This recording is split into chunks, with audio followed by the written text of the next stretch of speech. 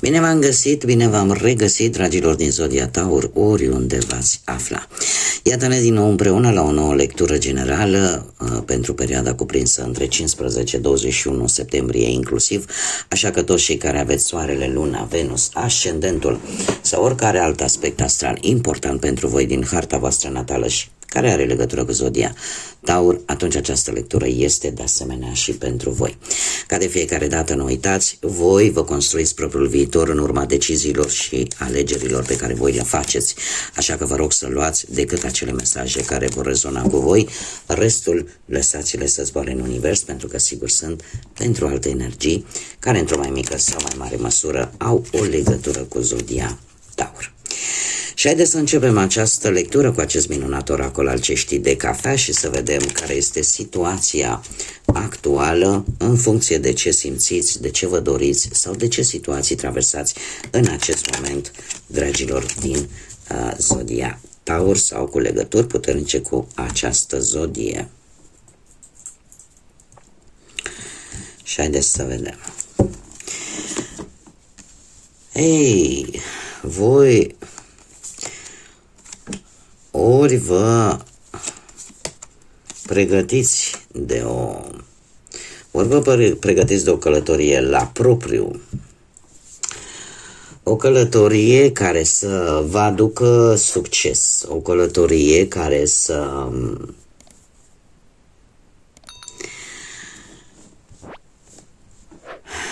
vă aducă poate un anumit control vis-a-vis de o anumită situație. De asemenea, corabia ne mai poate vorbi de faptul că viața voastră merge într-o nouă direcție. Merge într-o nouă direcție și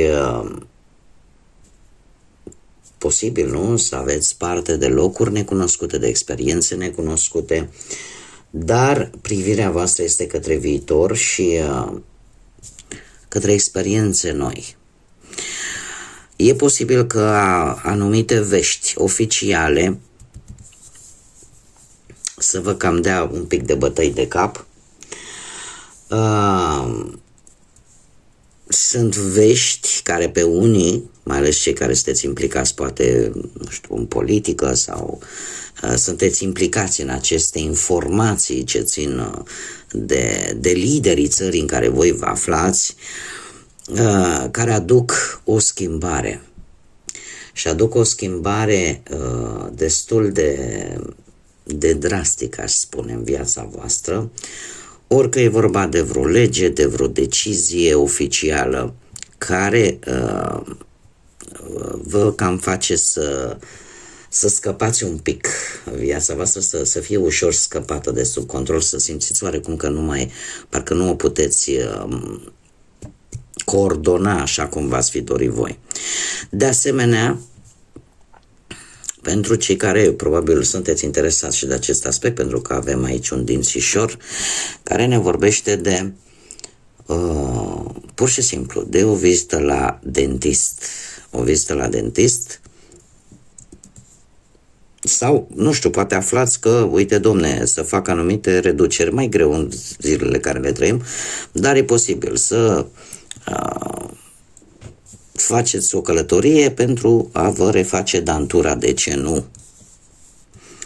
Pentru a schimba ceva la voi. Acum, ce ar mai fi important de spus, per general, așa, asta au fost, cum să spun, mesaje un pic izolate, ca să zic așa, pentru unii dintre voi care vă puteți regăsi în ele și cam ce mi-ar transmite mie cărțile.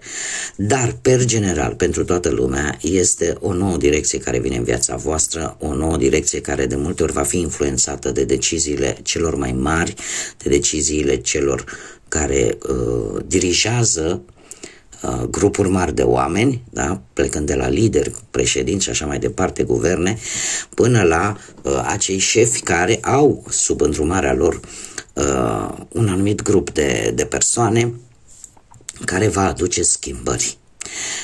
Va aduce niște schimbări destul de, cum să zic eu, hai să nu zicem dureroase, dar vor veni niște schimbări totuși de amploare. vă vor afecta într-un anume fel viața. Haideți să vedem acum ce ne spune tarotul, ce vine pentru dragii mei din Taur sau cu conexiuni puternice cu această zodie în perioada imediat următoare, cuprinsă între 15-21 septembrie 2025 pe plan profesional, financiar sau sentimental. Și haideți să vedem ce vine pentru dragii și dragele mele din Taur. Și avem pe plan profesional zodii de apă, Rac, Pești sau Scorpion, care vor avea probabil ceva influență pe planul ăsta al carierei profesionale. Dragilor, există aici cineva, ori voi puteți fi, dacă aveți un ascendent într-o zodie de apă sau, nu știu, alte planete importante care cumva să aibă legătură cu cariera. Deci, există, dacă nu, există cineva care, cineva mai în vârstă, care te poate ajuta, poate să găsești de muncă sau te poate ajuta să traversezi o problemă destul de complicată la locul de muncă, unde probabil s-a furat, unde probabil s-a mințit, unde probabil s-au făcut lucruri nu tocmai ortodoxe, nu tocmai legale, ca să zic așa. Iar către sfârșitul săptămânii, cu acest 4 de spade, în sfârșit te poți relaxa, în sfârșit te poți liniști oarecum, poți lua așa o pauză, tocmai pentru că există această înțelegere, există acest sprijin. Dacă nu vorbim de o persoană și vorbim chiar de voi sunteți în, cum să spun eu, în situația în care deciziile tale relaționate cu munca vor fi unele foarte echilibrate și indiferent cât de dificilă poate fi situația în ceea ce privește munca, tu îți vei menține calmul, îți vei menține măsura, înțelegerea, vei fi diplomată în a rezolva un anumit conflict creat la locul de muncă. Există aici o lipsă de încredere față de angajați, există o lipsă de încredere față de șefi și e adevărat că lucrul ăsta o să vă cam epuizeze de-a lungul săptămânii, în așa fel încât către sfârșitul săptămânii veți simți nevoia de un pic de relax, un pic de, așa, nu știu, orică vă veți gândi, dom'le, sâmbătă, duminică mă duc unde voi vedea cu ochii să mă relaxez, să mă calmez, să-mi reîncar bateriile. Așa că deocamdată pe planul ăsta profesional sunteți, eu zic, destul de înțelepți să nu răspundeți la provocări și să acționați cu diplomație. Pe partea financiară, eu aș spune că banii vor fi. Nu știu, probabil că unii dintre voi veți face, nu știu, poate un schimb de garderobă. Da, adică să vă cumpărați făinuțe noi, nu e nimic nou, pentru că se schimbă și vremea, a trecut vara, suntem la începutul toamnei, se mai răcorește afară, deci ori veți vrea să schimbați în ceea ce privește propria voastră vestimentație, să vă cumpărați ceva pentru voi, ceea ce voi vă doriți, mare atenție. Ori, pur și simplu, eu aș zice că ai un bun moment, sau este un bun moment, poate pentru unii dintre voi, de a cere un credit, nu știu, de a cere un credit ori la bancă, ori la o instituție financiară, ori pur și simplu este o situație care vine, din care vă vin bani în urma muncii voastre. Ori niște bani care retrasați, da? Care au cam tot întârziat să apară și acum, în sfârșit, îi primiți, iar asta vă va ajuta pe voi, într-un fel sau altul, să să-ți asumi oarecum un risc financiar. Da? În ideea de a schimba ceva, că poate vreți să schimbați ceva în casă, dar este ceva care ține de ce vă doriți voi. Sfârșitul acestei săptămâni vine cu un 7 de monede care îmi spune că e momentul să mai economisiți, e momentul să, mai ales dacă începeți ceva nou pe planul ăsta financiar, să aveți un pic de răbdare, pentru că ceea ce voi începeți acum, rezultatele vor veni un pic mai târziu. Da? Și mare atenție să știți unde investiți. Dacă ați investit niște bănuți în mai multe locuri, trebuie să începeți să vă dați seama, domne, aici se mai merită să mai investesc, am vreun beneficiu sau nu. Pentru că există și acest risc cu acest 7 de monede, să investești într-un loc de foarte multă vreme și unde să nu vezi rezultate. Dar, în general, e vorba de răbdare, e vorba de timp și de lucruri care, cel puțin pe planul ăsta financiar, se mișcă destul de lent. Da, că pot da rezultate pozitive, da, pe termen lung și într-un viitor apropiat. Dar, de asemenea, există și acest avertisment, ai grijă în ce investești sau în cine investești, dacă se merită sau nu. Mergem mai departe și haideți să vedem viața sentimentală pentru cei care sunteți într-o pereche, dragilor.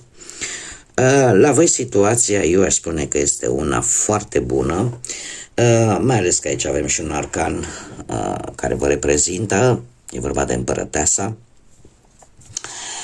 Este în relație, este solidă, unii dintre voi chiar vă pregătiți poate de o nuntă până intrăm în postul Crăciunului, da, de o nuntă cu interese materiale, adică facem nuntă, da, să ne și iasă și nouă ceva acolo, bănuți.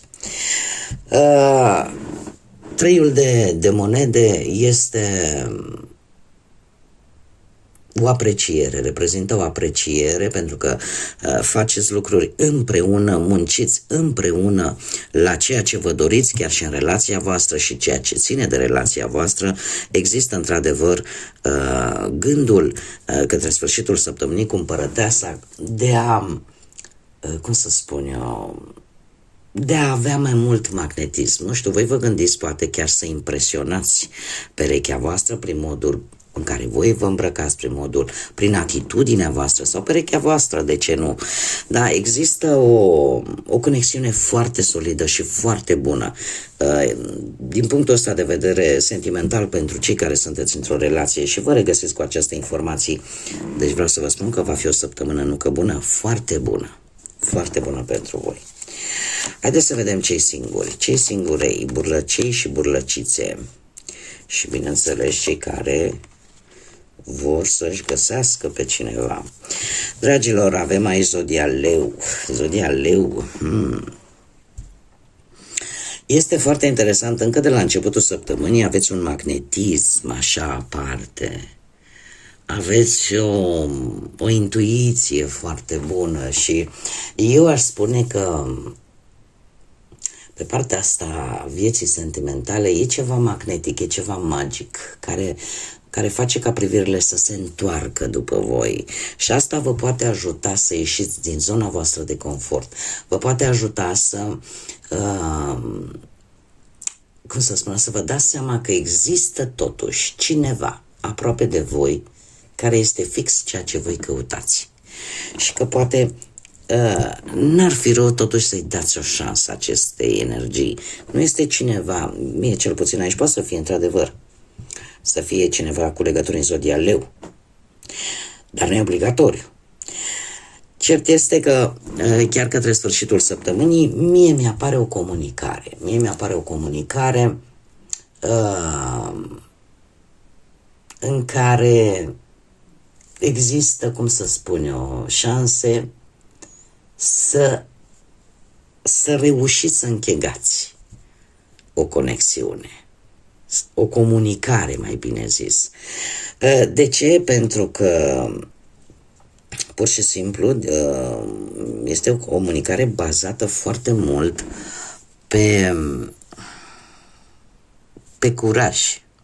Așa că cred că o să vă faceți, ori voi, ori persoana respectivă, să-și facă curaj să încerce să comunicați într-un fel sau altul. Dar va fi, cum am mai spus, o comunicare foarte bună.